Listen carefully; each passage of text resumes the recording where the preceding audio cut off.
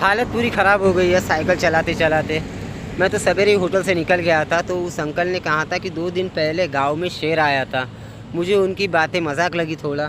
मैंने कहा इतने आबादी वाली जगह पे कैसे आ सकता है।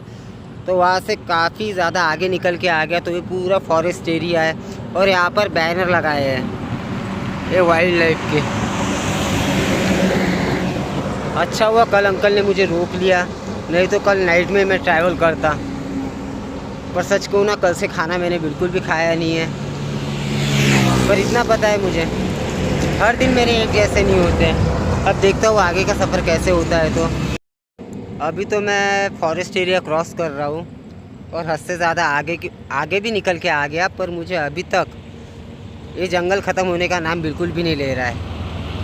और सच कहूँ तो मुझे डर वगैरह जानवरों का बिल्कुल भी नहीं लगता है, पर मेरे साथ भैरवी है ना, तो मैं रिस्क भी नहीं ले सकता। और वैसे भी उसने खाना भी नहीं खाया और मैंने भी नहीं खाया है। अब देखता हूँ आगे कहाँ तक जा पाता हूँ मैं, कहाँ तक नहीं। और वैसे भी ये वाइल्ड लाइफ एरिया है, यहाँ पे शेर भालू चीते अक्सर घूमा करते हैं। मुझे अंकल ने कहा था कल कि 2 दिन पहले शेर आया था, मुझे मजाक लगा था।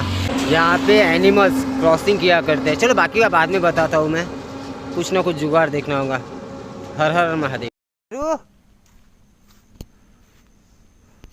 एक तो तबीयत मेरी बिल्कुल भी अच्छी नहीं लग रही है और ऊपर से भैरवी छोटा सा खरगोश दिखा, उसके पीछे भागते हुए जंगल के अंदर गई है। बहुत देर से मैं उसे ढूंढ रहा हूँ, उधर भी गया इधर भी गया।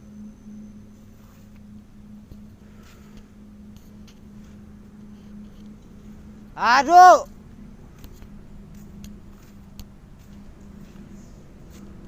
सच कहूँ तो मुझे चक्कर भी बहुत आ रहे हैं और उसकी भी तबीयत थोड़ी ख़राब है।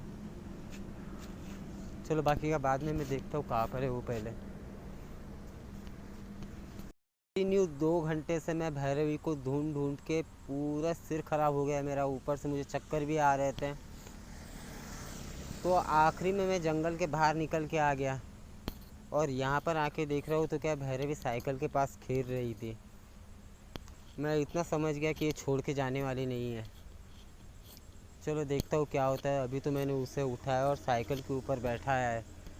उसके ऊपर गुस्सा तो हद से ज़्यादा आ रहा था मुझे, क्योंकि ये जो जंगल है ना मेरे पीछे वाला, यहाँ पे हर तरीके के जानवर मिल जाएंगे, जैसे भालू शेर चीते XYZ जो भी हो सब मिल जाएंगे। उसके वजह से मैं थोड़ा पैनिक हो गया था। मैंने कहा टेंशन लेने से कोई काम की बात नहीं है, जितना हो सके उतना ढूंढता हूँ। अगर उसे वो आना रहा तो खुद आएगी, पर सच कहूँ तो खुद ही आ गई है। अब तो साइकिल के ऊपर बैठी ये रही। चलो बाकी का बाद में बताता हूँ। 6-7 दिनों से मेरी तबीयत बिल्कुल भी ठीक नहीं है, फिर भी कोशिश कर रहा हूँ साइकिल चलाने की धीरे धीरे। आखिरी में मुझे मंदिर मिला। यहाँ पर आने के बाद मैंने यहाँ पर टेंट लगा लिया है और टेंट लगाने के बाद भैरवी को मैंने अंदर छोड़ दिया है और वो अंदर सो रही है। अब मंदिर के ही बाजू में एक पेड़ है जहाँ पर मैंने साइकिल लगाई है। और साइकिल लगाने के बाद थोड़ा आजू बाजू देखा मैंने तो बाजू में एक पेट्रोल पंप है, वो रहा पेट्रोल पंप। और उस पेट्रोल पंप के बाजू में ये हाईवे रोड है, वो रहा हाईवे रोड।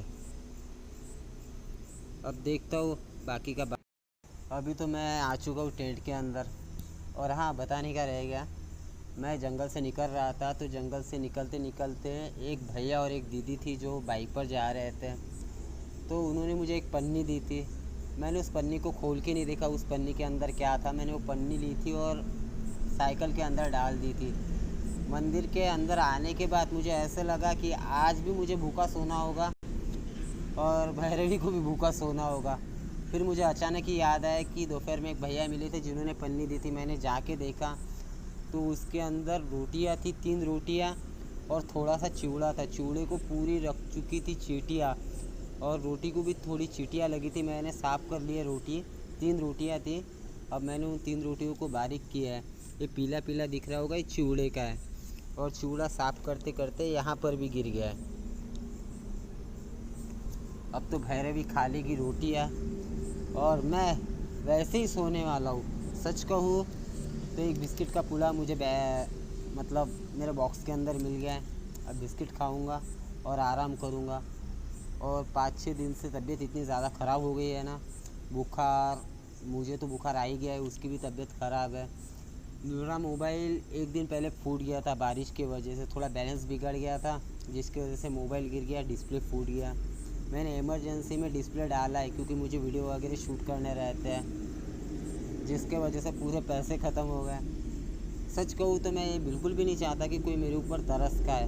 मैं ये वीडियो इसलिए बनाता हूँ कि ये वीडियो मैं आगे जाके देखूँगा, मतलब जब भी मेरी ये यात्रा पूरी होगी तब आगे जाके देखूँगा कि ना भाई मेरे ऊपर भी ऐसे दिन गए थे और ऐसे दिनों में कौन कौन मेरे साथ था और कौन कौन नहीं।